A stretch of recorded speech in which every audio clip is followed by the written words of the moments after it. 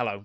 One of the most recognisable faces in modern Games Workshop history emerged as much as a decade ago when Warhammer TV first appeared on YouTube.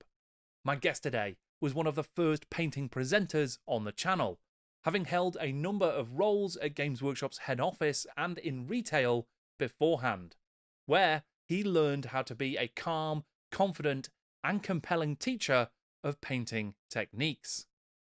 With the evolution of Warhammer community, a growing fan base online, and the common sense mantra of two thin coats, he left Games Workshop and co-founded his own painting company, where he has helped develop aspiring painters' techniques and skills by the thousands.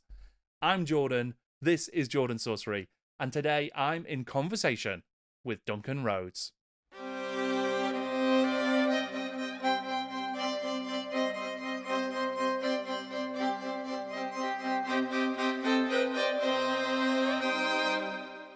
Duncan, thank you for joining me.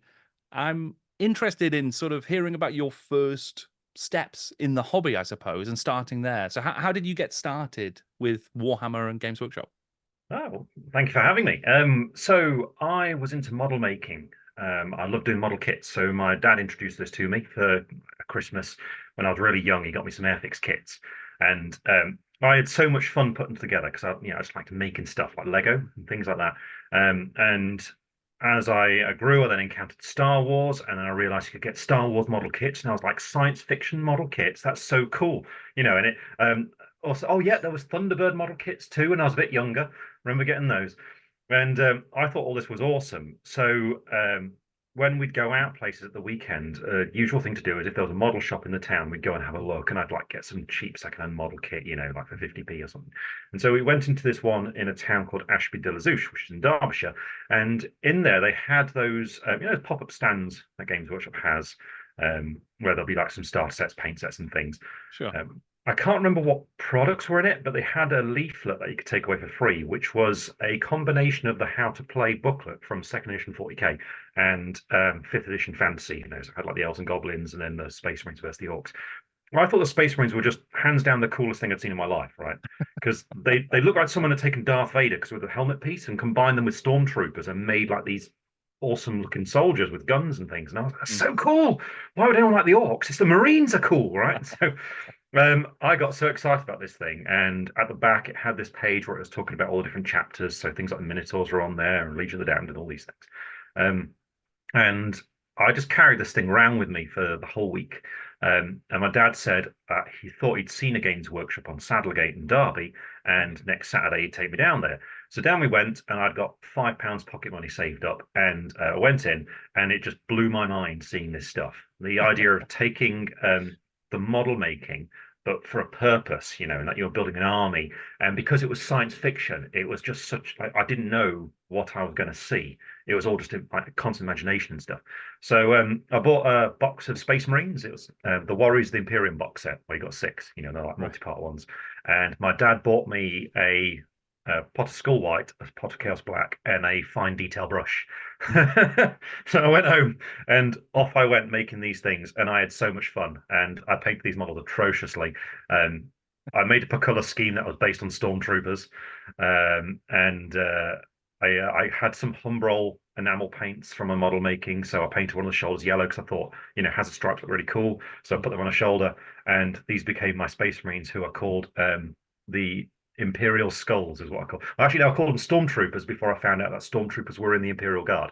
So then they became the Imperial Skulls, which is like a rubbish name, but but that's what they were. And I had tons of fun just painting them, and then it all kind of expanded from there. I just ate up more and more of it as time went along. But it was I would always would paint my armies with an idea to play the game, but I never really did in second edition. It wasn't until third edition that I actually got a proper game in. But yeah, it's great. Dad really encouraged it. He surprised me one evening where I'd had this exam at school and I'd done quite well.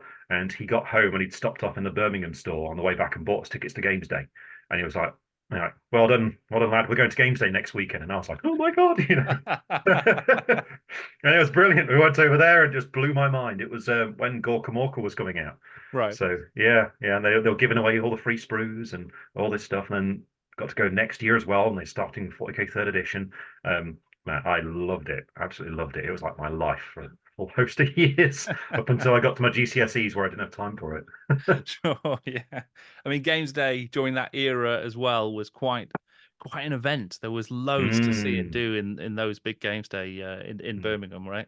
Oh yeah, yeah, yeah, yeah. It felt there was a real excitement to it. I thought, it, you didn't know what was going to be there because they do things like take plastic injection molding machines and they'd have them there, and they'd be pumping out sprues for stuff. Like one year they were putting out the sprues of the Dark Eldar warriors. So we joined the queue. We both got given a sprue of these warriors, and they weren't out for like 2 months at that point up until then. So we went round. Both Dad and I got a sprue. Then we went round again and got another sprue each. And I suddenly had the core of a Dark Eldar army. This was ages before it came out. They also announced, I hadn't become aware of they were about to release third edition 40k, but it was all about it when we were there. And they brought forward the new tactical squad, and they were going to release it early. And it was only £10. And they said to everybody, right, at 2 o'clock or 3 o'clock in the afternoon, they're going to go on sale. And I remember us waiting, and they went on sale, and the staff members were just getting out like these massive stacks of tactical squad boxes. And people were going berserk for these things, right? And we saw this happening, and I was like, "Oh, they look amazing!" And Dad like gets £10 out of his wallet. He's like, "Quick, go on, don't go get one!" And he like sort of pushes me under the crowd. So I managed to, because I was quite small then, I managed to get to the front, reach out, stuff the money into the guy's hand, and grab a box. And I came back like, it was so awesome. Yeah, it was great. I always I wonder if it's the nostalgia of the time that makes it so special in my mind, or if that is an era that's kind of past. I don't Mm. really know, but I loved it. It was such a highlight for me in the year to go there. It was just a great day out with my dad and I, and I'll always remember those times. Yeah, yeah, and it is hard to separate the nostalgia from the Mm. reality, and we'll never know for Yeah, sure, right? But yeah, yeah, yeah. it was a great time. Was it all 40k? Was that where your attention was for that period? It was at first, but then it wasn't that long till I started getting interested in fantasy. And it was the release of the Chaos Warriors box that got my attention because I was a bit intimidated by painting skin. Right, so what I wanted was soldiers wearing full suits of armor. So when they brought out the Chaos Warriors, head to toe in this plate armor, I thought, again, they were really cool, and I loved the fact I could build them together in different combinations and pose them how I liked and stuff. So I remember getting the White Dwarfs, and actually we were on holiday, if I remember right, when I had the White Dwarf, where it was the one after that set came out, and they had a load of articles about it and how to convert them and stuff. And along with that, there were some of the Chaos models that they were bringing out for the Realm of Chaos book. And I was like, man, that all looks really cool. So I actually made a little Chaos Warrior army. So I bought this box when I got home, saved my pocket money, bought that. I bought like 2 blue horrors. I had a sorcerer and stuff. And I, I I only played with it once. I came into the store for a big game and put my Chaos Warriors there. They advanced. They got charged by a unit of Bretonian Knights in lance formation, and the staff member just told me to roll the dice and then told me to take them all off the board. I don't know what's going on. Like, oh, all right then. So that was my experience of playing fantasy. But it got me to look at it, whereas previously I hadn't been looking at it. And then more and more I started looking at the core game, the fifth edition core game. And I, when my birthday came along, I got a load of spending money, and I went in, and that's what I got. Well, actually, what I bought is a bit of story there. I went in, and the staff members were all going crazy about Blood Bowl, and they talked me into buying Blood Bowl. And I got home and I opened it, and I was like, "This isn't what I wanted. I wanted to buy Warhammer Fantasy. I want knights, and I've got football players." And I got really upset about it. I Right. didn't know what to do. Anyway, my mum saw this, and she got on the phone, and she had a go with the staff members for telling me this thing. And she then hopped in the car and drove back, and she drove back with the thing I actually wanted to get. So that was amazing. And yeah, that set made me fall in love with Bretonians, which have been my favorite army ever since. Right. Well, that's great. Yeah. So was that the same store that you'd gone in that first time and got the leaflet from? And then is that the same store Hmm. that you ended up first working at when you joined Games Workshop? No, it wasn't. This shop in Ashby was just a little model shop, selling like model trains and planes and all that sort of stuff. Whereas the Games Workshop, the one in Derby, the one where I first bought that box set, that's became like my local shop. Right. And So the staff would change a fair bit back then, but the guy who sold me that original box set was then a more senior retail manager when I turned 18. And when I applied for the job, it was him that hired me. And he, of course, couldn't remember me at all. But this store was the one that I'd always go to as a kid. And then, yeah, it's the one I started working at, which was quite a strange experience. It was fascinating for me the first time I went in the back through the staff door, where they just disappeared to spray things. And then I got to see what the alley looked like at the back, and what the upstairs looked like and the downstairs and things. And there's like a basement, and if it every now and then it would flood, and our stock would be down there, and you have to go and rescue the stock. I mean, what was the sort of culture and the feel of working in the sort of retail stores at that time? So it's very different to how it is now, because back then each store was more of like a little island, and Mm. you'd have lots of old products like they didn't sell; they'd still just linger there. So you had a black library section, for lack of a better term. But what it would be is like the place where you'd have a copy of the War Master rulebook, which might have gone off sale at that point, but it's still there. And you'd have random little blister packs of things. They had every shop had a thing like that, Mm. and like random odds and ends, and that was really cool. And it was I think a thing that managers understood as well as being like a fun, interesting thing. It made it whatever town you were in, you'd want to go to that shop because it would be Mm. different to the other ones. Um, the staff that were working in Derby when I joined there, I think I was very lucky because they were all really decent guys, and I ended up making really good friends with all of them, and I talk to all of them still today, and we almost became a gaming club in a way, and this then like they encouraged it as being a locus of the hobby community in the area, so that you'd make these personal connections with people, so they'd come in to show you what they'd just painted, and Mm. it'd be more than just trying to sell stuff. Now, this was the time when the Lord of the Rings bubble was definitely happening, because I joined retail shortly before the Return of the King came out, and when I was trained for it, the attitude was you shouldn't be power selling to people. You shouldn't Right. be trying to force them to take product and things. Instead, what you should do is engage them in a conversation to work out what will make their hobby better. So if that means buying an expensive thing, you'd recommend they buy the expensive thing. But if they weren't sure, you'd be like, well, why don't you just go and have a coffee and have a think about it, and then Mm. come back and see how you feel about it, and stuff like that. And that developed these good connections with people. Whether it made a lot of money, I can't really say. Like I don't know really, because that's what I was trained to do. So that's just what I did. But what I can say is that when it got to things like Christmas, you'd know the parents of the regular kids who'd come in, Mm. and the parents would trust you to look after the kids when they were out shopping or something like that. And what you'd do is talk to the kid about what stuff they liked, and you'd subtly make notes. So when the parent came in, you'd be Mm. like, right, what they want to collect is this army here, right? They really like the idea of starting an orc army. So they like that model. So we think this combination of stuff would be really cool for them. So this is a load of stuff that comes back 100 quid. If you want to spend a bit more, there's this. If you want to spend a bit more, there's this. It's your call. What would you like to do? And often they go, yeah, I'll take it all. And so you go, okay, sit down there in the little seating space we had, and we'd always have two staff members there. There was no one-man store stuff. So one of us would stay with the parent and basically make him a cup of tea and give him a biscuit, and like, Mm. so how's it going? And the other one would go around and collect all the stuff and run it through the till for them. So we were explicitly told not to put up Christmas decorations either, so that it'd be like a little island of tranquility, and Right. so that parents would be nice and calm. Then you'd have to go out and battle the rest of the elements with their Christmas shopping. So uh, it was. I guess if you go into a games workshop now, you see it's not quite like that anymore. Mm. But yeah, that's what it was like up until I think maybe a year or two after the Lord of the Rings bubble burst, and then it started changing more to how you see it nowadays, where stores have become a little bit more sales focused, and they become a little bit more consistent in their product offering. Mm. So yeah, I'm really nostalgic for those early days. It was great and stuff like that. Yeah. We had really good times. Lots of regulars. We did one night where it was one of the kids' birthdays, so we kept the shop open late and did a big mega Lord of the Rings game for them. Wow. And this was around when all the Haradrim came out, so we had the Mumak on the table for the first time, and it was like a big game, but it was almost a private event, and all the parents brought their kids down, and we all had a great time. So yeah, I do miss doing stuff like that. That was really fun.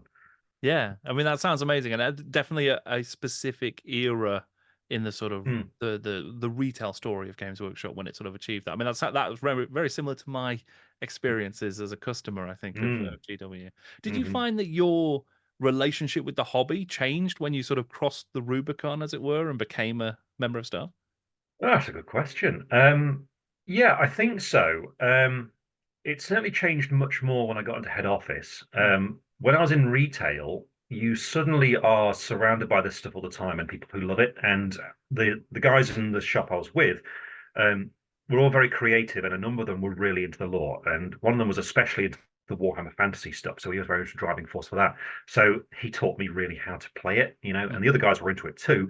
So we started finding ourselves exploring things with like really fun things. So um, we got to do stuff like when the Storm of Chaos was coming along, there was like a campaign encouraged to basically get people to do a new army for the Storm of Chaos. So we're going to do the first month, we want to get to 500 points, then 750 and escalate it like that.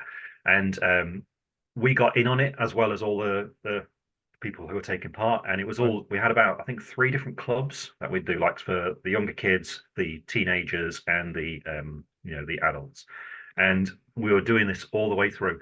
And that was something I hadn't really engaged in before, because my hobby before that had been very private, where it was just me doing my thing. Mm, But now it was like, cool, we've got some great ideas. And so I was trying to do a Tomb King's army with a Roman theme at the time, right. which obviously doesn't necessarily fit with the Games Workshop IP, but I was converting all of my skeletons to like have Roman legionary shields and stuff. And people were giving me ideas of like, well, why don't you use some of the Necron Catan to be like mobile statues for your Shabti? That's a great idea. So I hadn't experienced that yet. So that was really cool. We did one campaign when Storm of Chaos happened, when the Demon Legion army list came out, Mm, and 4 of us all did a different Demon Legion. And so I had Zinch, and that was again really cool because we all played a big game where we all got the stuff together, and that was really exciting. Um, yeah, I think really my hobby came alive when I was working in retail. mm, I think it's where it really grew. When I got into head office, that's when you see behind the curtain more, and you see how these things are developed. And there's some things then that you go, oh, that's really cool, and other things where you're like, no, that's not quite so cool. And I think now back to the mystique of before I started working at Workshop at all, back when it's like the, I don't know, 5th edition Warhammer Fantasy, and everything feels like magic to me, like the whole thing. mm, Whereas when it comes to more modern stuff, it doesn't have quite that same depth to me anymore. mm. So yeah, not saying it's bad or anything. It's just different, and I do wonder if people who have never worked at Games Workshop feel the same way about it, because Right. it's hard for me to tell, having been around all this stuff. Yeah. I mean, when was that move to head off? What was that with a view to doing that you actually moved from retail into the sort of more corporate side, I guess? So I, like most people, have never really had a plan in life, I think, and so I only started working in retail because it was meant to be a summer job. So what I'd actually done is so I sort of dropped out of it a little bit when I was doing all my exams and stuff. And I got through doing my A levels and I got the results and I applied to university and I got a placement doing an archaeology degree in Winchester, I think it was. Because I loved history, but I wanted to do more hands-on stuff, right? Hmm. And to celebrate, a friend of mine and we went to the cinema, and Terminator 3 was on at the cinema. And when I was watching it, I was like, well, I've got nothing to do this summer. And that reminds me, I wonder if anything's happened with Necrons, because Necrons are cool. Um, so I looked it up and I saw that whilst I'd not been paying attention, the whole Necron range had been refreshed to the more recognizable version of what you see today. Because before that, it was the robots with like the funny big metal eyebrows and all this kind of stuff, Sure. right? So I was like, that's amazing. So I went into the store and that's where I met Chris Peach. And he sold me a box of Necron Warriors. And off I went and painted them up. And I then got back into the hobby via there. And I was like, I need a summer job. So I asked about it and I got it. And I loved it so much that I ended up just not bothering going to university, which Dad wasn't happy about. But I ended up just staying there because I was happy. Hmm. Um, and I only left because the culture had changed, where it become much more sales focused, and I'm just not very good at that. So in the end, it was like this isn't really for me anymore. So I left. Um, the shift over to head office then only happened a bit over a year later because Chris had left and ended up working at Warhammer World as a retail thing. 'Cause he was my manager at the store, you see, for a while. Right. And then he got a job in the studio. And he messaged me saying, well, they're advertising an heavy metal job. You might be interested in that, because he was having a great time. He's thinking it's awesome. People are cool. It's like it's really fun again, and it's not sales focused anymore. It's about just doing the cool thing. It's like how it used to be. So I was Yeah. really excited about that. So I applied, and I got nowhere on the heavy metal job application. That's just not what I do, right? I'm not good enough for that. But very shortly afterwards, an opportunity for the hobby team came up, and this is where Chris was working, and he was like, you'd be really good at this. So I applied for that, and I got it. I nearly messed it up, but I got the job. And so suddenly I found myself in head office, and so it just sort of happened. I never planned it. I never thought for a minute I'd be there. And when I got the offer for the job, I was so happy, man. I was like, I remember phoning my mum up being like, oh my God, I'm going to work at Lenton. I'm going to see what the design studio looks like. Yeah. Yeah, like most things that have happened to me in life, it just sort of happened from me being in the right place at the right time. And I think I've only really taken any more initiative over the last, 12 years, I suppose. As things came along. But yeah, like I said, just kind of happened.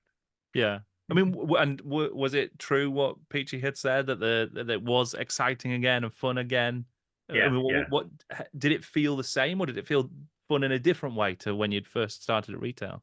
Um, it it was fun in a different way, I think. There was definitely that excitement back there because so when I first started, they were getting ready for 8th edition Warhammer. So there was a real excited buzz going on for Warhammer Fantasy. And by this point, Fantasy had taken over as my favorite game from 40K. And that was really exciting to see that development. It's like, oh, welcome to your first day. We've got tons of high elves. We just want you to build and paint lots of them for photographs. All right, wicked, cool. And I'm sat with other people who are all doing the same thing. Yeah. And we're just like, oh, let's put on an audiobook and all listen to it together as we're all painting our miniatures and things. And, it definitely had that raw excitement going on for that. And the Empire, it was either just about to come out or just had come out. And this was the ones where they did the steam tank in plastic and the great Right. swords in plastic, right? And at this point, what they do is make test sprues. They're called test shots. And they'd made loads and loads of these things. And they had a communal recycling bin where people would put used sprues in, or like leftover sprues. And so in these bins were tons of steam tanks and great swords and archers, like all the new stuff. And people were taking them out and doing stuff with them and making empire armies and converting and things. So that gaming club atmosphere was there. But now it was people like Ali Morrison doing it, and the Perry twins were there and stuff. So all these people I've been reading about all these years, they were there and they were excited about it. So it was like um, it was almost dreamlike for someone like me who'd been into it that much to suddenly be in that environment. Um, and it was really, really cool. Really cool. There was as 8th edition came out, Jervis started running a map campaign where he picked an area of the old world and he was fleshing it out. And he wrote up the rules for the Dogs of War to be in it, so all the mercenary units. So I had them, like, well, some of them. So I dug them out, and so I was using the Dogs of War in 8th edition, like with this stuff. And it was like, these aren't rules that we're putting out to the public, but it's a bit of fun. So cool, Yeah, I suppose, yeah, it was really like stars in my eyes for a while. Yeah, it was really cool. I mean, was there also? I'm guessing there would be some stuff that came from those sort of internal campaigns and games and all that sort of club activity that Mm. did make it into the public in White Dwarf or otherwise. I mean, did that give things a different flavor as well? There's like this potential that you're influencing the world in some way. Well, I don't really think I influenced the world or like the IPs or anything like that because my job was basically to provide supporting content for White Dwarf and things like that, Hmm. and the army books and stuff. So we paint like back ranks for units. But we did see how there was a relationship between the sculptors and the rules writers. So nowadays, what happens is the miniature is made and then everything comes from that. But at this time, the rules were also considered to be like a key part of this. And so things like the Minotaurs, when they sculpted those, they did them with loads of big muscles. And so the rules writers looked at them and went, oh, they don't really look like they're strength 4. They look like they're strength 5. We'll make them strength 5. But then there'd be pushback in how the units would operate, and then that would change how the miniatures were sculpted, so they'd form up in different ways. So it was like quite a symbiotic relationship. So that was really cool to see that. And it meant that it was a real good space for ideas to then grow. And they wouldn't necessarily come from people like me, right? Would just be happy just doing what I was doing every day. But there was a project that I worked on at one time, which was for a town codex. And at this point, I was being encouraged to take a bit more ownership of projects. So I was assigned to do the right? The B army. So heavy metal was doing the main one, the classic ochre style tau. And they're like, right, so we want a secondary army. What do you think it'd be called, Duncan? And I was like, well, Commander Farsight's coming out with a new model, so maybe we should do a Commander Farsight army because we've never seen that before. Hmm. And then this caused lots of confusion because people were like, yeah, but Commander Farsight's not about the greater good, and will this confuse the project? Will people not like it?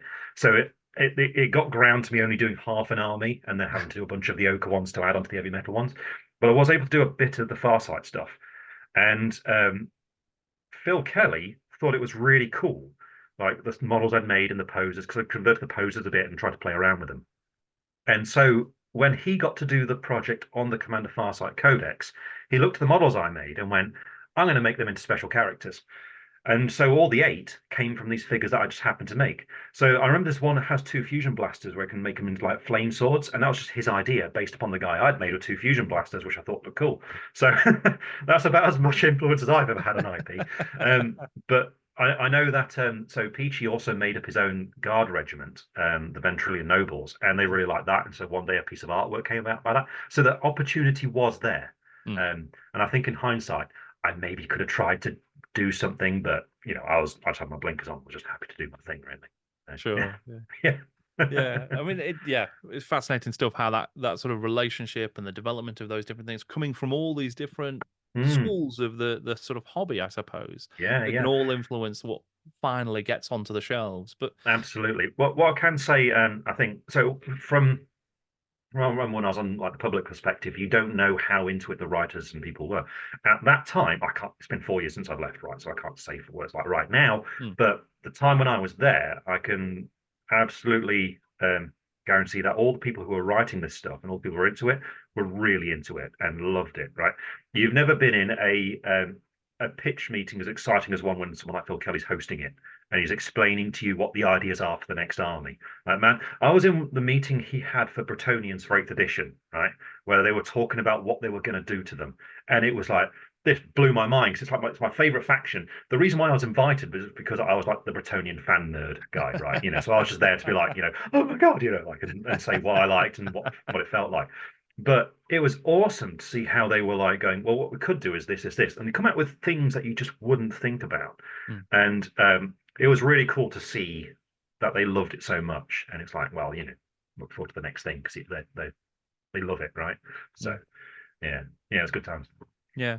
And what was your then sort of progression at head office then? So you'd come in as a sort of a painter and doing some of this background stuff, and where did you then progress to in terms of your next role?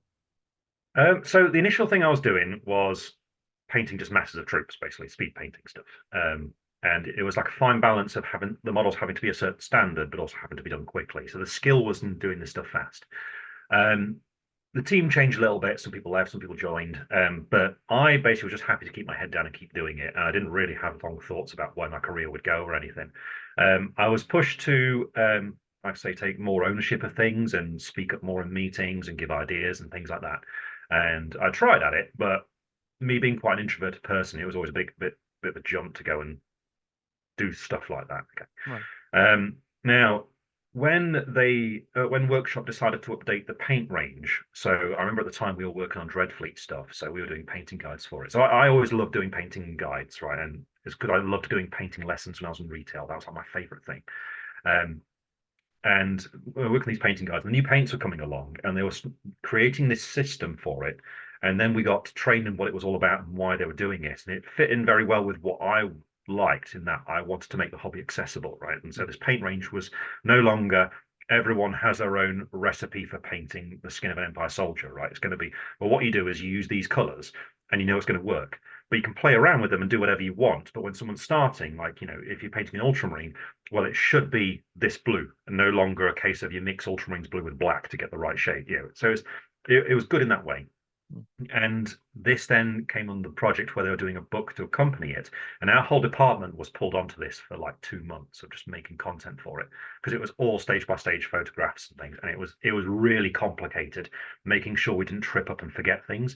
And there were lots of last minute, we've forgotten those photos, having to get models out and stop what you were doing and, fill it in things.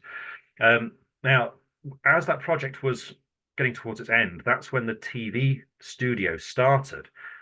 which was an oddity because at that point YouTube wasn't very big, and the idea of putting Warhammer figures on in front of a camera seemed like, well, it's going to make it look really boring, isn't it? It's like just looking at the figure, like people are going to think it's rubbish. But there were a few select people who really believed in it and managed to get the studio started. And the idea came about having a DVD in this book that would illustrate how to paint the things like literally in real time. And I remember hearing, oh, that's kind of cool. And then one day, the scheduler lady, she came over and she's like, right, so you're going to be working with them for 3 weeks. And I'm like, what? Well, your schedule is able to, and she showed me on the like spreadsheets, like your schedule's able to open up a little bit for it because they're all working on like dwarf armies and stuff like that. So you can do it. And also, everyone's noticed that you don't chew your fingernails. Oh,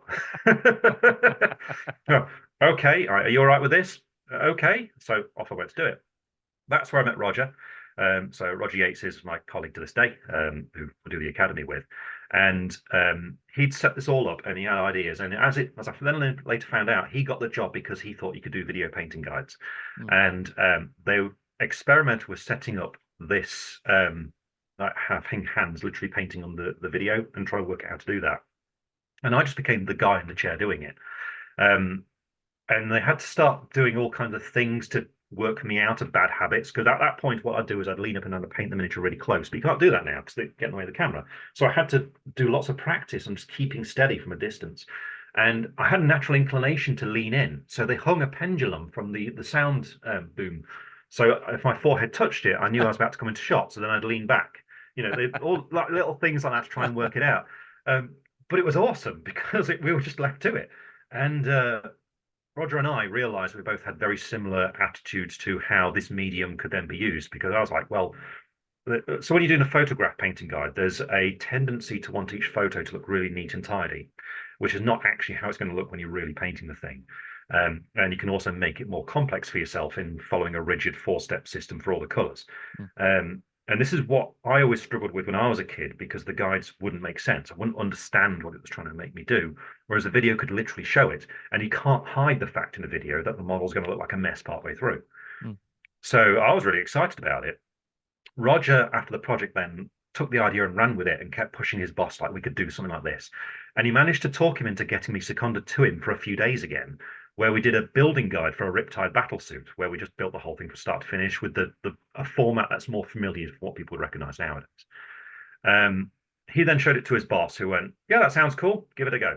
And so then Roger came running down to the studio door. And by this point, the studio had split up into the miniatures and the publishing area. So I was down in miniatures, and they become super secret on security. So Roger had to knock at the door and ask to see me, so to get me to come through. So this was about 4 years that I've been working in a hobby team at this stage. So I came through, and Roger was like, they want to do a job for it. I think you'd be really good at it. I think you should apply for it. I think we could do something really special here. And I was like, what? I'm really comfortable. I've just been building Apocalypse was on the way, so I've just been doing a Thunderhawk gunship in Raven Guard colors, and I was having a great time. And suddenly I was like, yeah, it's time to leave this job and go and do this thing. And I was like, I don't know if I want to do that. I got really, really nervous and wound up about it. And I was carpooling with some mates at the time who didn't work at Games Workshop. And when we were driving back home, I told them what had happened, and that had just, Roger come down, and the job thing had just popped up on the internal website and it had gone external too. And they were like, you should do it, because if you don't do it and somebody else does it and it turns out to be something really good, for the rest of your life you will know that you could have had a go at doing that. And they're like, actually, they're right. And this was like the moment when suddenly I started taking a bit more initiative on things and actually thinking about my future and what I was going to do. And so I applied for the job. And I nearly didn't get it. There were some other applicants who were very good. Everyone around me thought I was guaranteed to walk into it, which was a bit disheartening, because if I didn't get it, it would have been like the egg on my face, right? But yeah, also there were other people who went for it and were very good. But I managed to, and I got it, and off it went. And again, I was surrounded by people who were telling me it's not going to work. It's a stupid idea doing TV, video things, painting stuff. It's boring. No one will care. No one likes it. And even my manager at the time told me that when it falls through, he'll do what he can to get a job back for me in the hobby team. Right. So, yeah, so it wasn't like we were held in high confidence or anything. And so then my first day comes along. Roger's on holiday. So I was working with the other guy at the time who wasn't on this project. So I basically had nothing to do for my first 2 weeks or so. So I was just clearing out the old studio, which at that point they were knocking down to replace it and rebuild it because apparently it wasn't working right.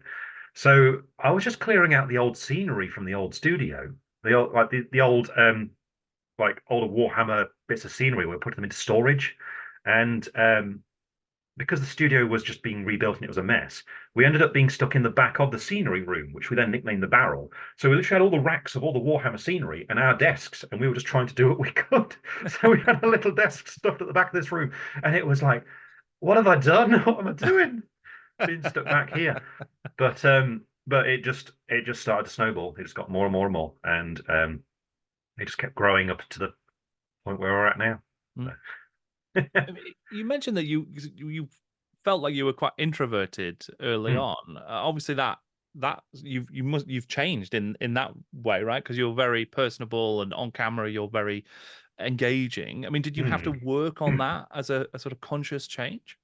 I don't think I've actually changed. I do think I am still an introvert, and I think Roger would agree with that. In fact, I think all the people we were working with us now would agree with that. It's because um, I'm not naturally outgoing, but I have learned to do it. And a lot of this came from experience in Games Workshop retail, where you have to talk to every customer who comes in, right? So I learned how to break the ice with people, and when I got into head office, then I made friends there, and so I was able to be quite relaxed and confident with it. But early days on camera, I was very tense on it, and it was like, this feels very unnatural and very awkward for me, and also exhausting. So, I mean, recently at Salute, we were there at Salute, and I spent the entire day talking to people, like just person after person after person who wanted to talk to about the hobby and learn about their painting and things like that. And so this is a great example where it's not like I don't like doing it. It's not like, I don't mean to say I don't like to talk to people, but by the end of the day, I am absolutely shattered. And the next day, I just have to be on my own and just play a video game or something like that just to recover. And then, I'm back.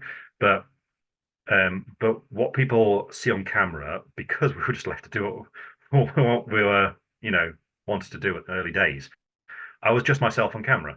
And because I got used to talking to a camera and I was only there with Roger, I was just relaxed and just chatty all the time.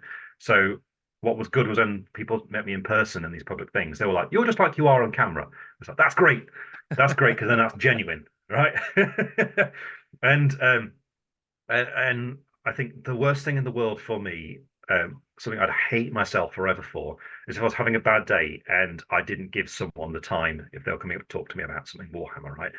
If I was rude or condescending or anything like that, I wouldn't be able to forgive myself for it, because, like, I that's the sort of thing I experienced when I was a kid in the hobby, and I've seen people be put off with that sort of thing before, and I don't want that. I want people to enjoy it, and if they want to learn stuff, I want them to be able to learn it, So it's it's just something I've kind of worked on and embraced to an extent, but it is a skill that I've learned. So to get over that hump of being terrified of public speaking, for example, is something I've just had to develop over time. Sure. Yeah. Well, you do it incredibly well. So I Well, don't thank think you. anyone would know. Like, honestly, the community does make it a lot easier. I mean, so I joined a reenactment group, and lots of people I don't know who all know each other. It's quite hard to break the ice or something like that.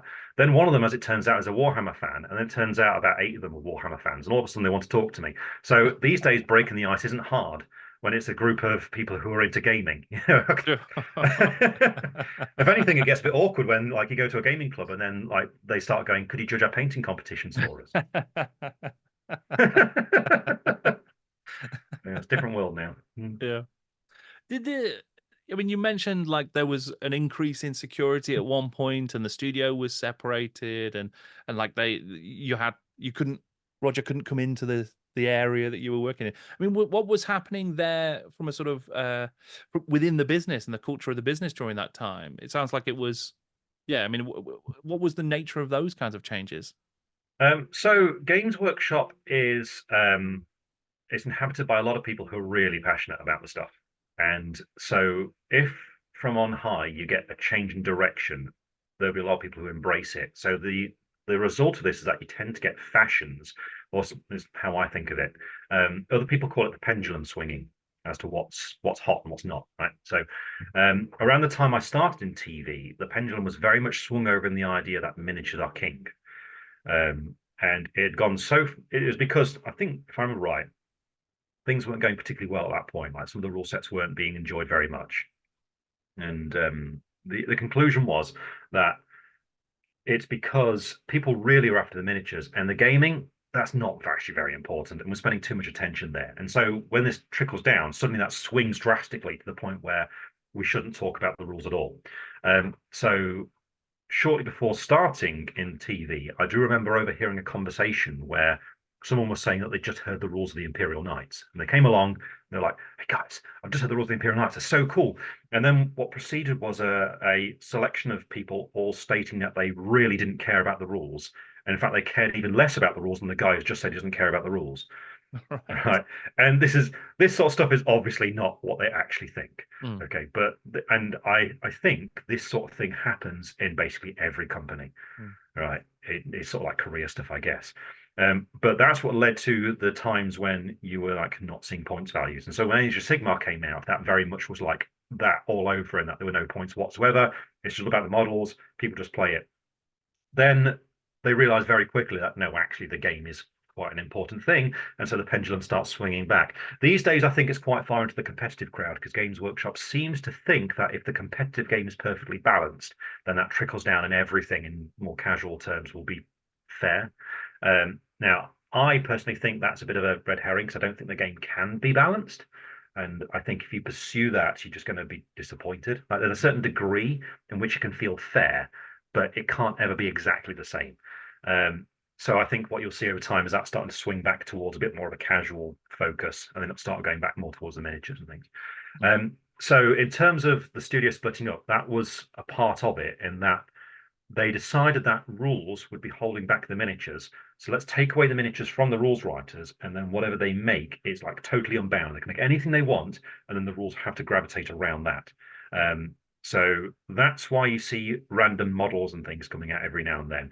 And that's why I theorize sometimes what the miniature is doesn't necessarily connect with the lore that's written. Right. Because I think they so pure speculation, right? The Idonith Deepkin. Sure. I don't think they're actually all about souls, but they came out during the Soul Wars. So I think that's where that came from. Right. Right. That's my, tinfoil hat theory. I don't know if it's true, but that's the sort of thing, like that's how they look.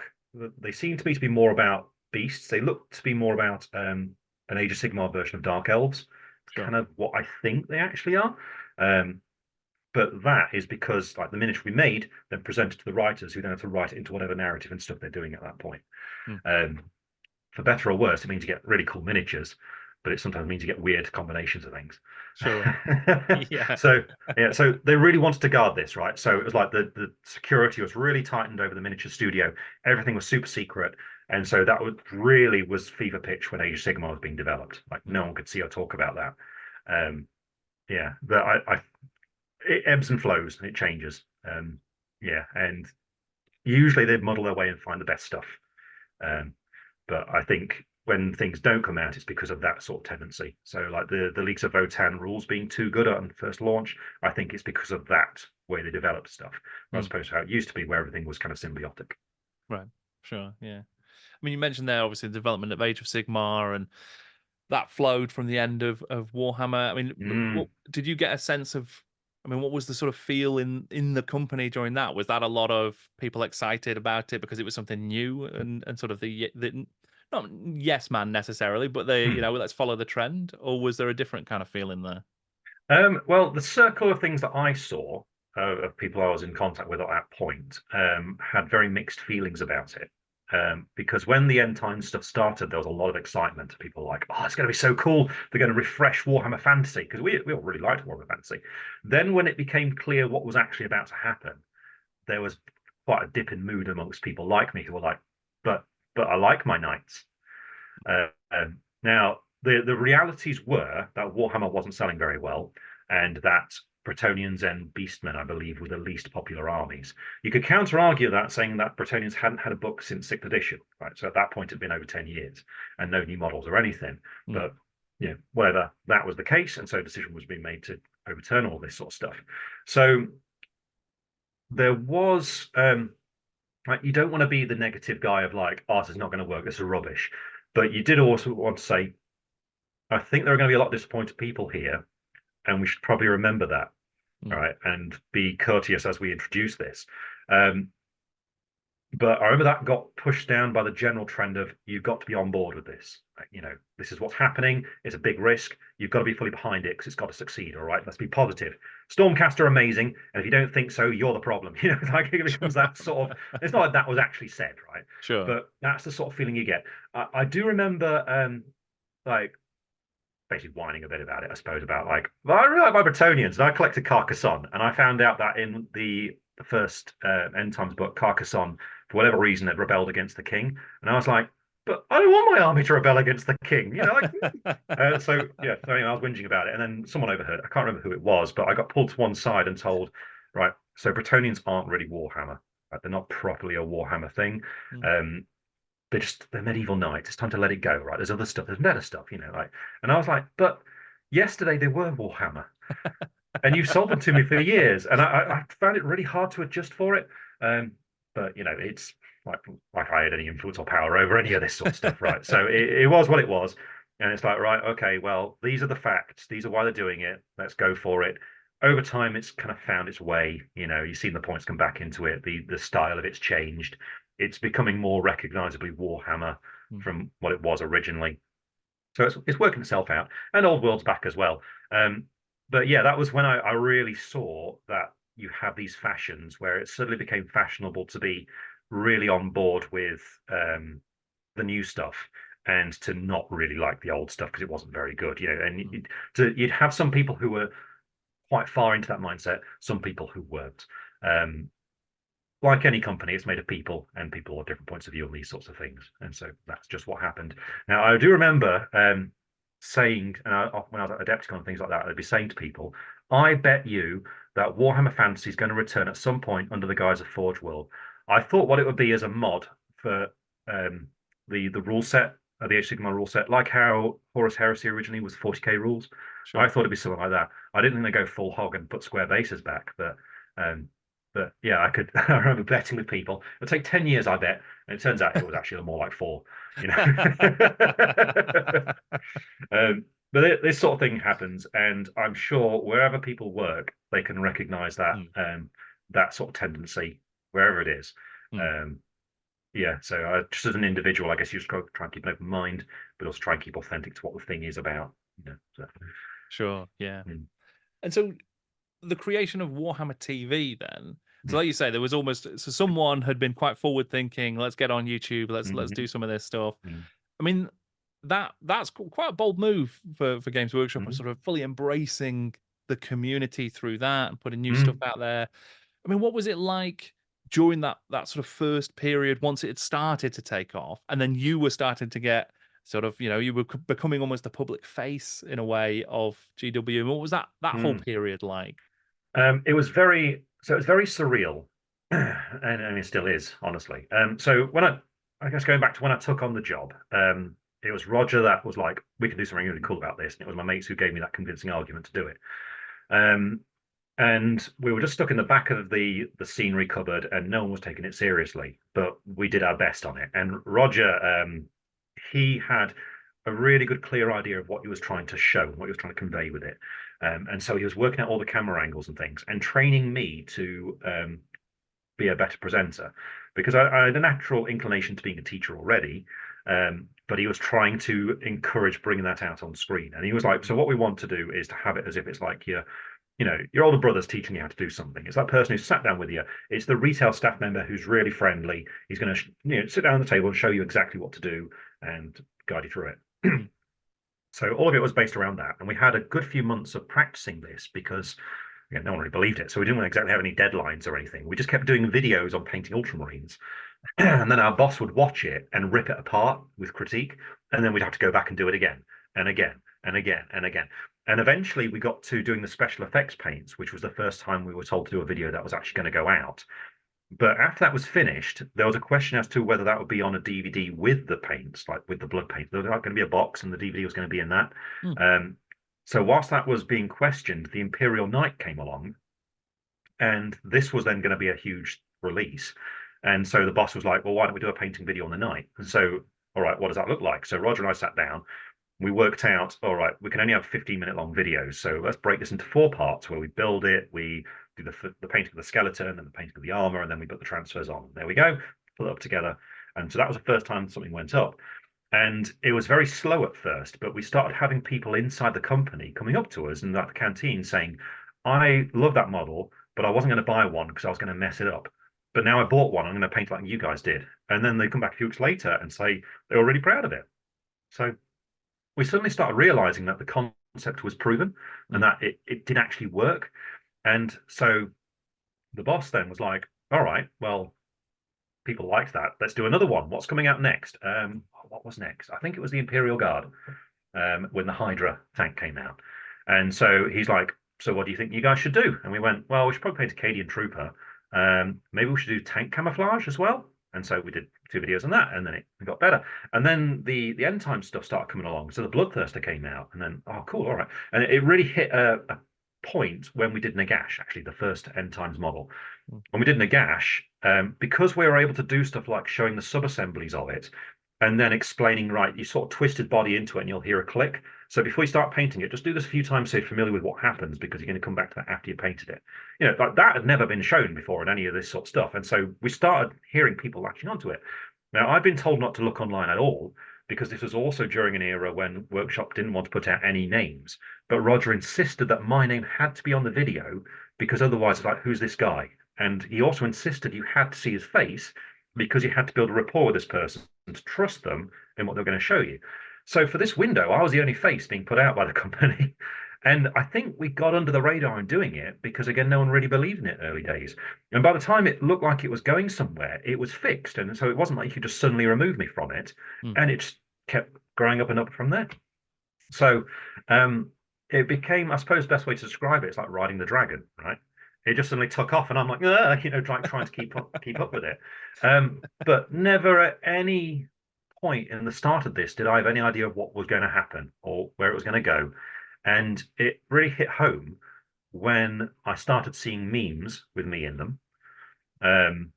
Someone did one with like a church stained glass with my face put in it, and they'd written our Lord and Savior and stuff. I just like things like that, and that also made us realize people like this. I think because none of it was about like it wasn't being sold or anything like that, and it was just purely right. So these are all the products, and this is how you use them. You can do with that what you will, but this is how it's supposed to be. And then people would do it, and they go, "Oh my God, that is how you do it." We started getting photographs from stores of receipts of somebody coming in with a screenshot of like the Space Wolf video with all the paints laid out, and just going, "I want all of that." And so, like, all the stores were like, "This is awesome! People are suddenly engaging better with us." And yeah, so it became this thing that our boss was like, brilliant, proven concept. Let's just let that carry on how it is. So it just sort of ticked on as it was. He was then pushing for the idea of sending out box sets to reviewers and things. Like he was the big change in doing marketing. Right. But that really accelerated when Warhammer Community started, and we got absorbed into that fairly quickly. That's when things started becoming a little bit more regimented and a bit more structured. But they were also the ones who started pushing it more and more and more and making more of a character out of me. I didn't ask them to do any of that. And there were actually specific things I asked them not to do after they started doing them. So they started making memes of me and putting them out there. And I found it really weird, so I asked them not to. There was a time they wanted to make merchandise with my face on it. And again, I asked them not to because I thought it was just weird. But yeah, it just kept on going. And yeah, and the proven concept then started meaning that we could get more staff coming in to do it, and we could start exploring different ideas. So the daily thing came along, so we had to restructure our plan for it. But luckily by this point, because during the fairly quiet times I had years of practice in doing this, I was able to drop into it and do it really fast. And Roger understood exactly what was supposed to be made out of it, and he'd really made efficient his filming system, so he could put these videos together really quick. So the two of us formed this really good relationship where we'd be working around each other all the time. So yeah, it was very strange seeing how it changed and became more controlled. But again, like with my times before retail and in retail, I'm sort of nostalgic for that point, because we found ourselves, they made a soundproof filming studio for us. Like I was in the middle of one of the buildings. Like we were surrounded by the White Dwarf office, the photography studio, and a corridor. And when we were in this room, we ended up like obviously we talk a lot, and both of us started going through some quite difficult times in our personal lives with one thing or another, and so the other one would then help us through it, and so we became really, really good friends and became totally trusting of each other, which I think is proven by us leading workshop together and doing our own thing together. So yeah. Yeah, I mean, it's fascinating then to sort of be at the center of that significant change Mm, to the company and the way the company it does engage with its yeah, audience, I suppose. yeah. Well, you can And see the share price was just rocketing up, so they were like, more of that, it just sort of happened, I guess yeah, is what I'm trying to say. I mean, with that additional control, was there like a more of a push to make it more sales oriented or to focus on specific things, or were you still given that flexibility to kind of do whatever you wanted? So I didn't really consciously think about it at the time, but I think we had some weight in that we could point at what we'd done and say it works, right? Mm, But there were attempts to change things and make us do different things.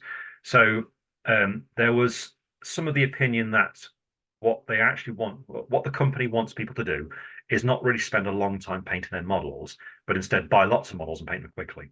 mm, So there were every now and then we get pressure to do a video where we don't highlight the model or something, and we just do it anyway because we were like, mm, well, people are going to want to know how to finish it, right? So it's their choice where they go. So we try and structure the video where we'd say, right, you could leave it at this point if you want to, it's your mm. call.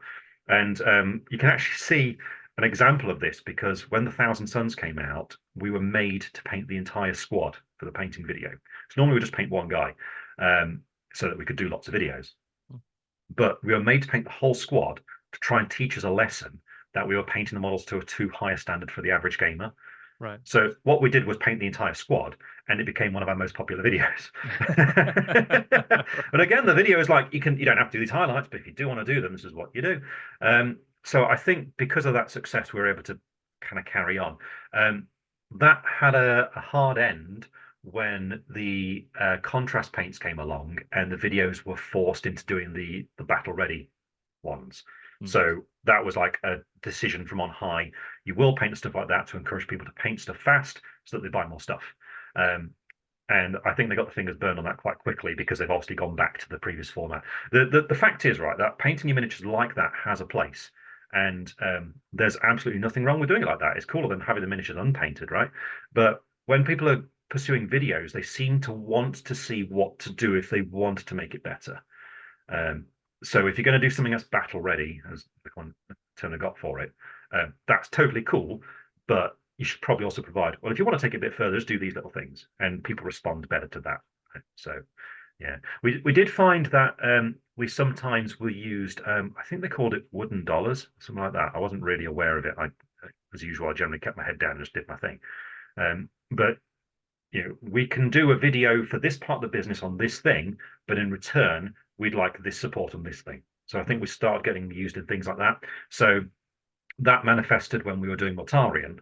So we started doing the Mortarion video. We literally did the intro and put the first color on it, and then we got stopped because we were reassigned onto doing Necromunda stuff. Right. So we had to do a bunch of videos on Necromunda miniatures, and then the powers that be were like not bothered about us carrying on Mortarion because that release had already come out then.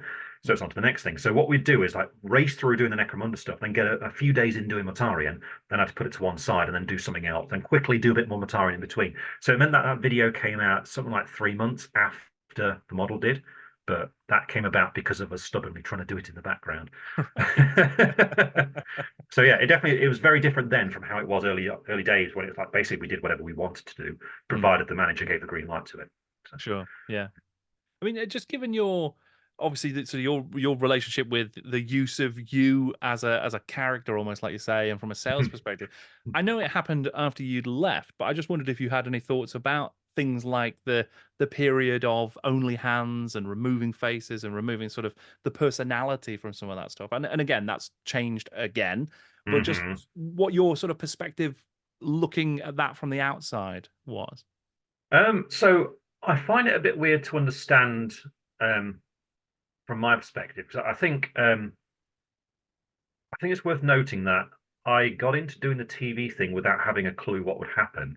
And if my name hadn't been on it, and if it just been my hands, I've been absolutely fine with that, because the focus was um, the star of the show in all these videos, and always has been, always will be, is the miniature that you're painting. That's what people are there for, right? And the fact that they start connecting with me was like just a bizarre offshoot of it. So that's always been like it's like a gift, basically, that people are like that with me.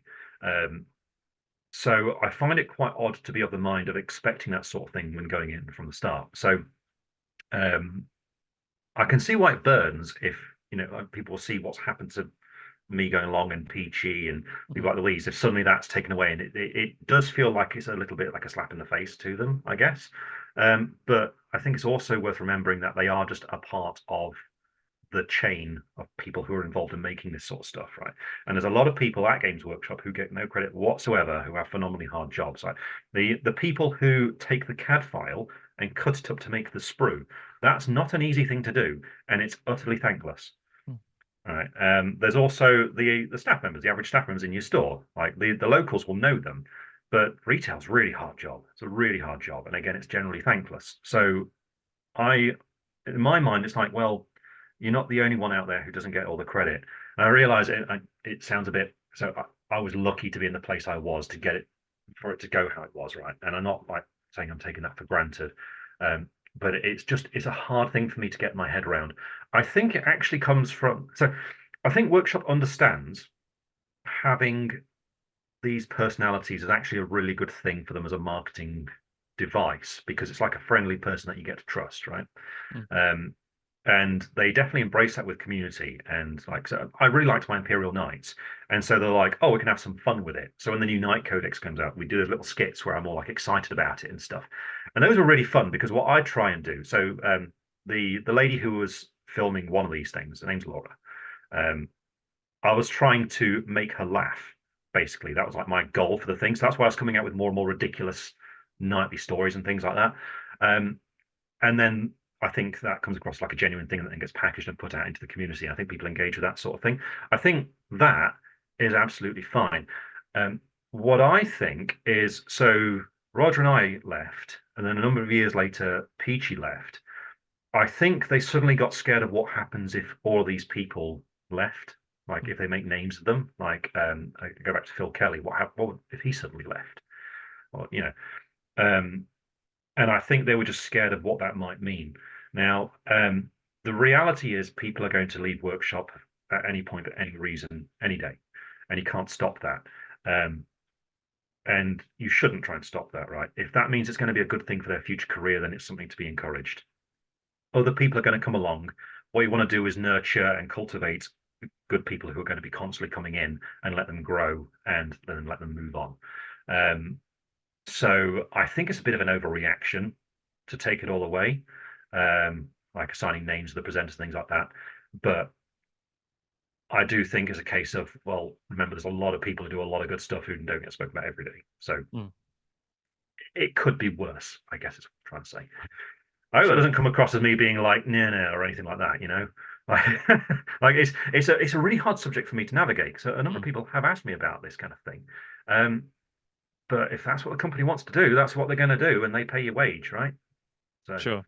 Yeah, and I suppose your perspective is an interesting one, precisely because of your journey with Games Workshop and with that sort of community focus. So yeah, it's yeah, interesting to yeah. hear it. But you did, obviously, you and Roger did decide to leave Games Mm. Workshop and move on from that. I mean, what prompted that decision at that point? As I mentioned, Roger and I knew each other very well, and Roger had long had a dream of having his own business. It's like a thing. It was his thing to himself, like that niggling thought in his head of like the regret of never having done something you always wanted to do. Right, very much the same argument got me to take on the job in the first place. And we realized one day that because the share price had gone up so much, we'd bought into the share save scheme a number of years ago, right? And if anyone's not familiar with this, basically what you can do is sign up a part of your savings every month, and you're only allowed a certain amount, a part of your wage, and it automatically goes into this savings account, and it lasts for 3 years.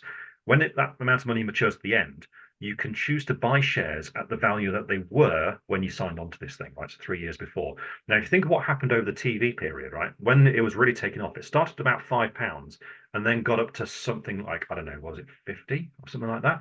Right. So you could buy your shares and then immediately sell your shares and make a large chunk of money. Mm. And so that's what Roger and I had done. And we had basically got enough money enough capital to start a company, right? To buy all the gear, which we didn't have any of it. We didn't have a space for any of this sort of stuff. You know, we needed like really good computers and all these kinds of things. And so we were like, right, so we've got money to do it. We've got the reputation. We've got the skills. So if we were ever going to go and have a go at doing this, and if Roger wasn't ever going to achieve this dream, now's the time to do it. Mm. And that was the convincing argument of like, well, if we stay here, are we just going to turn back in 10 years' time and think to ourselves, you know, what could we have done for ourselves?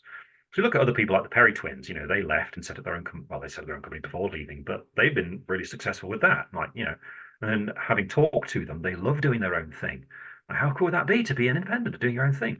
So we went home and talked to our girlfriends and wives. Well, girlfriend or wife, depending on who I'm talking about. And both of them were like, you should do that. And I went and told my parents. And again, they were like, you should do that. Now, by this point, my parents had realized that I did actually have like a real job.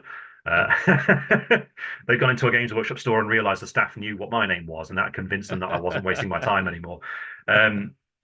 So they were really supportive. And so what we did was we decided when we were going to go, and we did homework learning how to run a company and what we need to do. And we did research about what we need and all this stuff. And so, you know, when the time came along, we handed down notices and went off and did our own thing.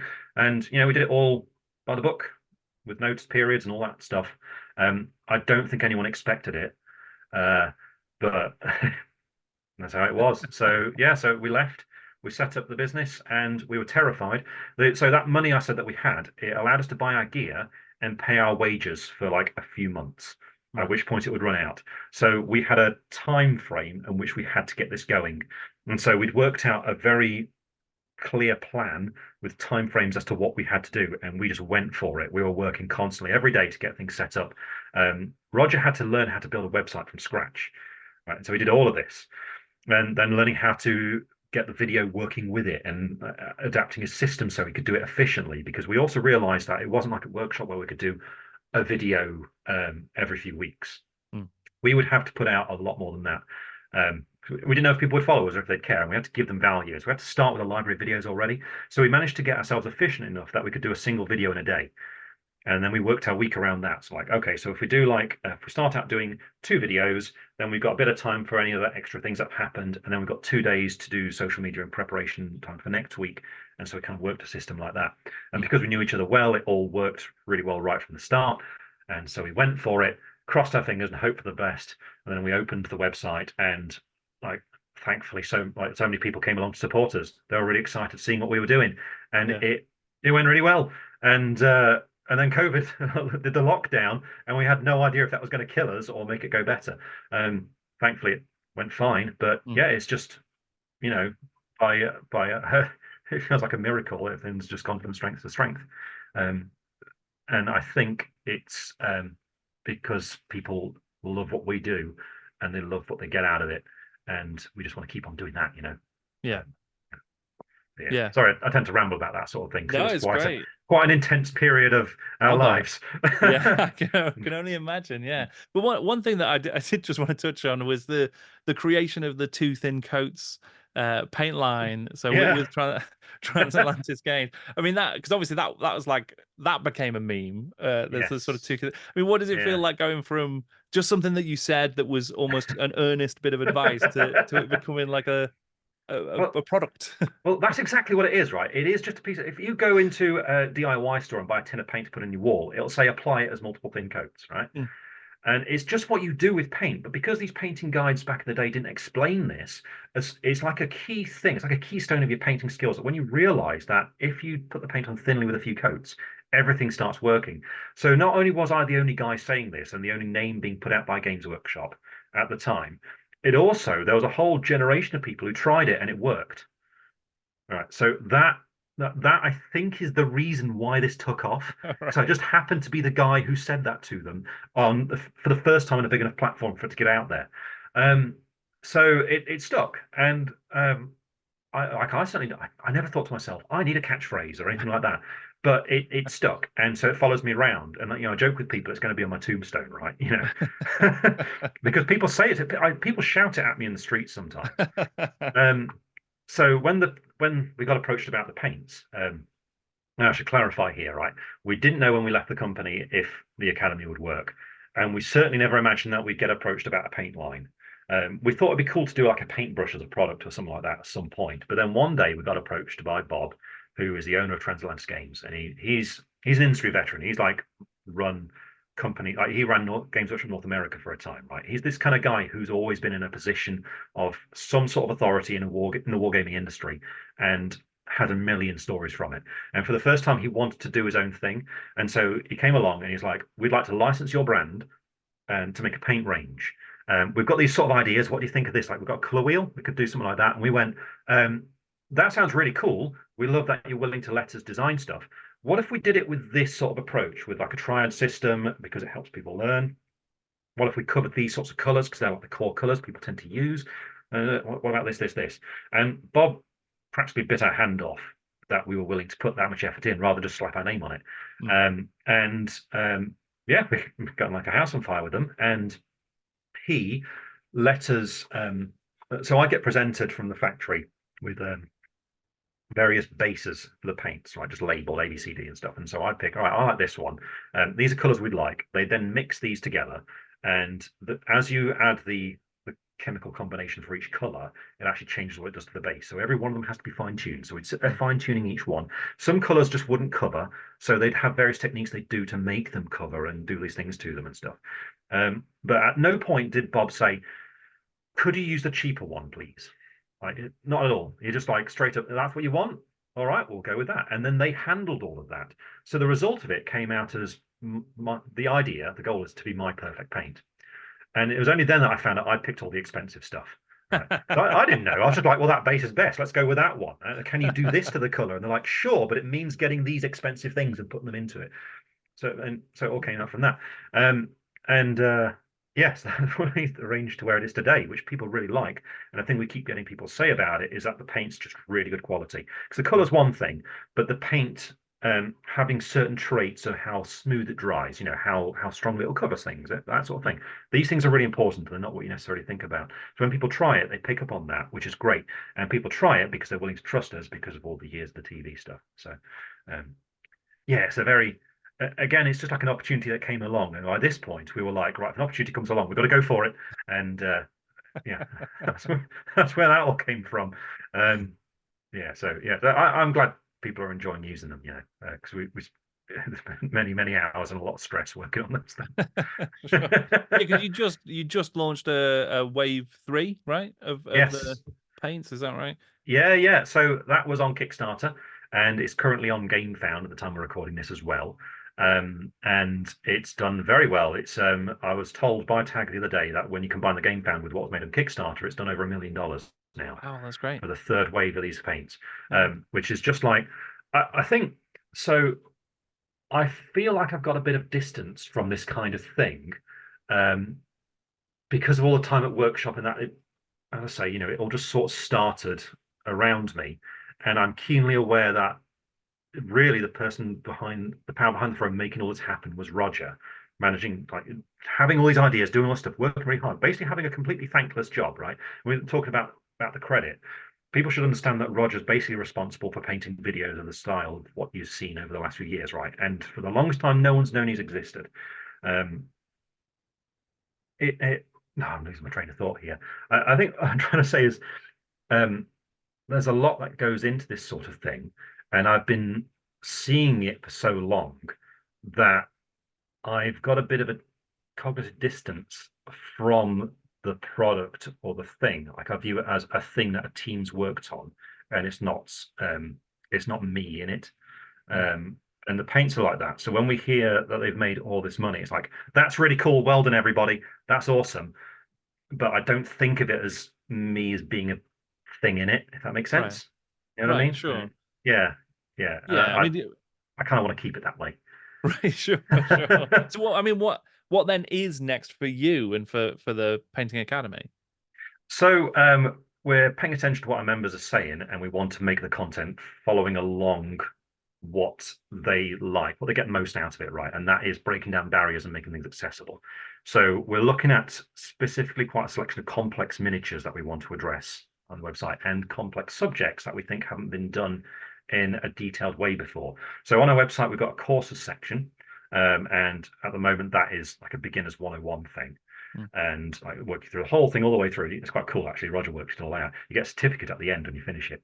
It's really cool, and it tracks your account as well, so it's unique to each member. It's really cool.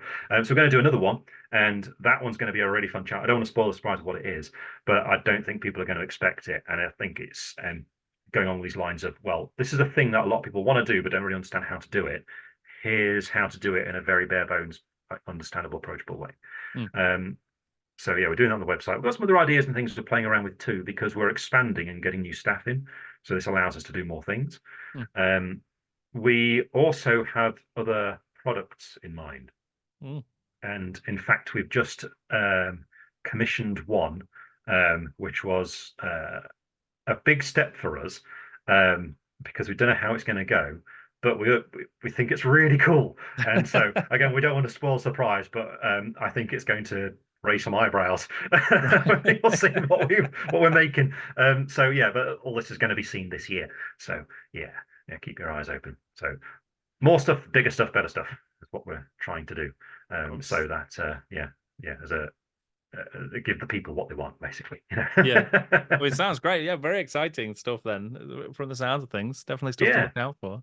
Yeah, no, that's great. Well, I really appreciate you joining me, Duncan, and talking about your experiences and your sort of journey through Games Workshop history, and your sort of, where you've been part of that story. It's been fantastic to chat. So thank you so much for joining me.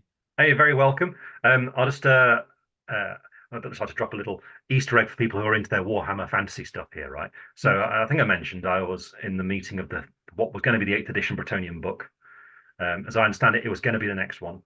It was going to be Phil Kelly writing it, and the ideas they had are not like what you see in the old world. They were going to become a bit more out there and a bit more fantasy, a bit more pagan in style. And if you'd like to see a little window as to what some of that might look like, or might have looked like, there's a guy who left who made Warhammer-like figures for his own thing, right? And his range is called Citizens of the Old World. I believe they're cast in Italy, but if you pop over there, he's got some knights there, which are Bretonnian-like. And if you look at the alternate heads, you'll get a sort of a loose idea of what things were going to start, like what the proposed direction was going to be like. So yeah, that's for all the rest of it. Who knows if that would have all transpired, but it's worth interesting nonetheless. Yeah, I mean, I'll be Googling straight after this, as I'm going to be jumping on there and having a look. That's fantastic. Yeah, good stuff. Yeah, well, thank you for that Easter egg and for everything else, Duncan. It's been great. Hey, you're welcome. Thanks very much for having me, and thanks everybody for allowing my ridiculous job to exist. I want to say a huge thank you to Duncan for taking the time to talk to me about his experiences in his career at Games Workshop and in his hobby. It was a real pleasure, so thank you so much. If you want to find out more about Duncan Rhodes Painting Academy, then you can find a link in the description where you can go and check out all of the awesome courses and videos and other fun stuff that they offer.